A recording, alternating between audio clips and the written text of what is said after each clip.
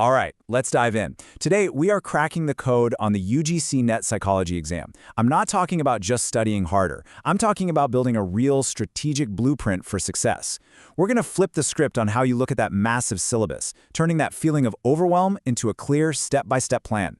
So, if you're ready to stop stressing and start strategizing, you're in the right place. Let's do this. So, does this look a little familiar? Yeah. That's the whole 10-unit syllabus staring back at you. We're talking everything from the birth of psychology all the way to its most cutting-edge applications. It can honestly feel like you're standing at the bottom of a giant mountain, right? And if you're feeling even a little bit intimidated by it, trust me, you are not alone. But here's the secret, the thing most people miss. You see, the real problem isn't actually the size of the syllabus. It's not about the number of theorists or the pages you have to read. So many people fall into this trap of trying to memorize every single little fact. And you know what that leads to? Burnout, not a high score. I love this analogy. It's like trying to build a house by memorizing the exact size of every single brick, instead of, looking at the blueprint for the house. And that, right there, is exactly what we're going to fix today. Real success on this exam, the kind that gets you the score you want, comes from having a smart, efficient strategy, a blueprint. It's about understanding how all these ideas connect, not just collecting a bunch of random facts. And this, right here, this is going to be your blueprint.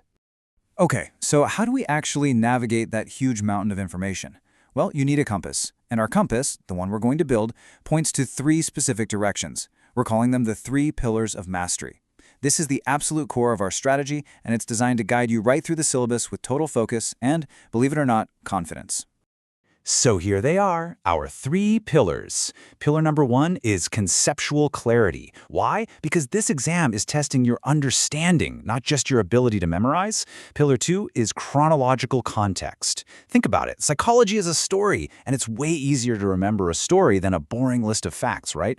And finally, pillar number 3, statistical mastery. This is the secret weapon. It's what really separates the top scorers from everyone else. Let's dig into that first pillar, conceptual clarity. This is so much more than just memorizing definitions. Take structuralism versus functionalism. Look, it's not enough to just define structuralism. You have to really get its main idea. That consciousness can be broken down into tiny pieces. Once you get that, it makes perfect sense why functionalism came along and said, hey, wait a minute, let's focus on the purpose of consciousness instead.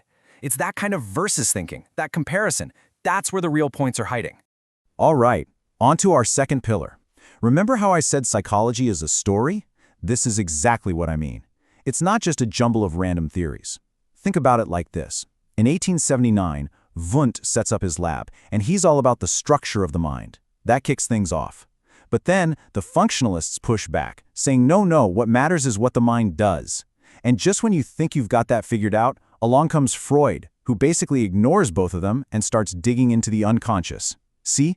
When you see it as a story, as a conversation between thinkers, it all just clicks. It's so much easier to remember.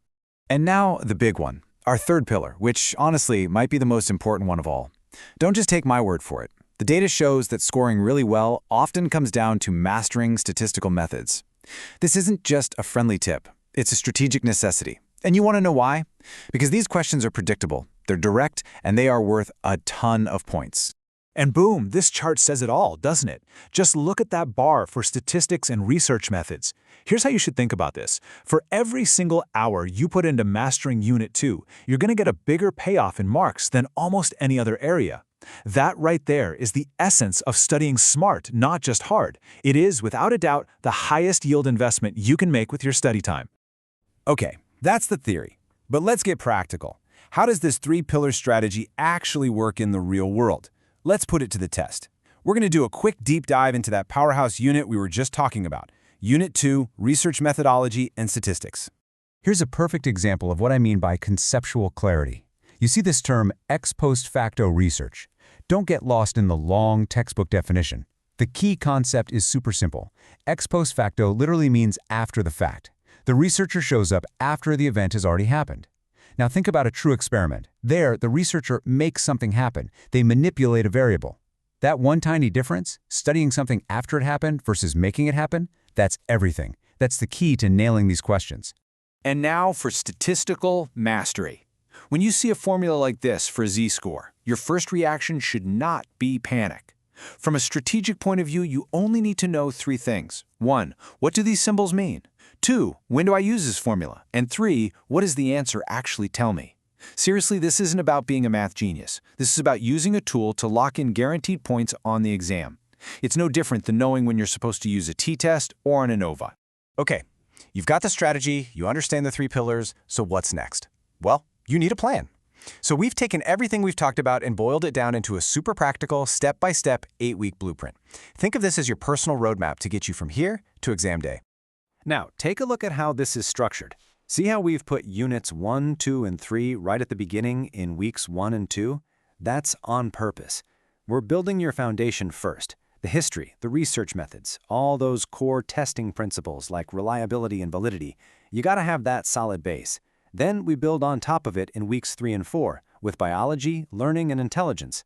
The whole thing is designed to build your knowledge logically, so your confidence grows every single week. By the time you hit week 8 for that full revision, you're not just cramming, you're ready to really attack those past papers. So that 8-week plan, that's your skeleton. It's your framework. But the real magic, the thing that makes it work, is bringing it to life with these 4 actions every single week. As you go through the schedule, you need to be actively doing these things. And if you look closely, you'll see each one ties directly back to one of our 3 pillars. It all connects. So there you have it. You've got the blueprint, you've got the compass, the entire game plan is right in front of you. So now there's really only one question left to ask yourself. Where are you going to start? Which pillar will you build first? Are you going to focus on locking down that conceptual clarity, or maybe mapping out the chronological context? Or are you ready to dive headfirst into statistical mastery? The path is clear, it's time to start building.